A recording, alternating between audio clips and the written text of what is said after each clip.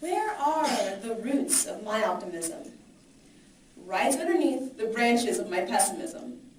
I say this because the knots and entanglements in my life have left me no choice but to be optimistic.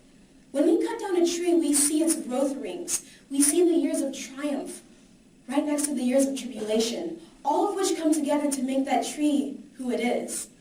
That is my life. You see standing before you today what many would consider a pillar of perfection. I know, it's a lot to take in. But if you would have seen me in elementary school, I was a hot mess. An extraordinary hot mess. A sent to the principal's office daily, having to be dragged out of the classroom, kicking and screaming, while holding on to my teacher's giant oak desk type of hot mess. I had trouble communicating and expressing myself to both my teachers and my fellow students for the simple reason that I didn't like them.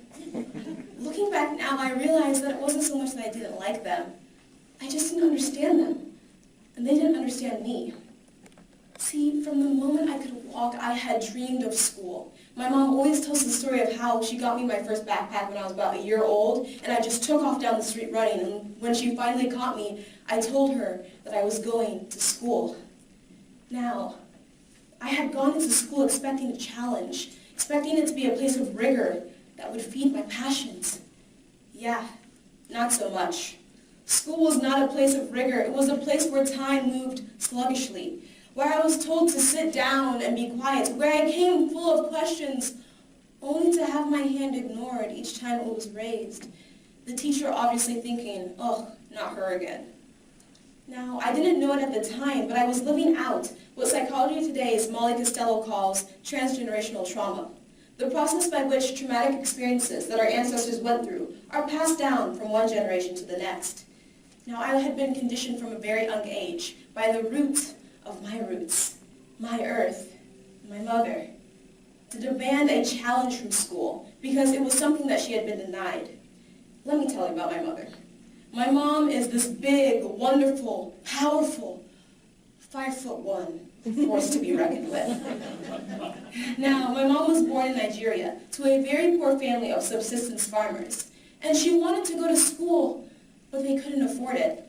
So when a family friend offered to take her into their home and give her the education that my grandparents couldn't, they said yes, and they sent her away. But there was no education. My mother was turned into a servant, a child taking care of children, transferred from one home to the next, enduring horrific levels of abuse. Her survival of this made me an optimist, something I like to call transgenerational optimism. However, despite my mother's size, she fills entire rooms with her presence. And despite her journey, she remains the most optimistic person that I know. And it is this optimism that led me out of that pessimistic phase that I was in elementary school, and awoken me to the fact that I was living in what Ira Glass, an NPR radio personality, calls the gap. This juncture where I had dreams, I knew where I wanted to go. Excellence was right there. But I was just good enough to realize that I was nowhere near where I wanted to be. And my behavior was not helping. Ira Glass says the thing to do at this moment is to put in work. Put in a huge volume of work. And that's exactly what I did.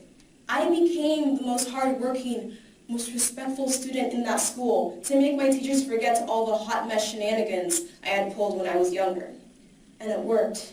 I made them see me the way I wanted them to see me. The way that I am. So I ask you, where are your roots of optimism?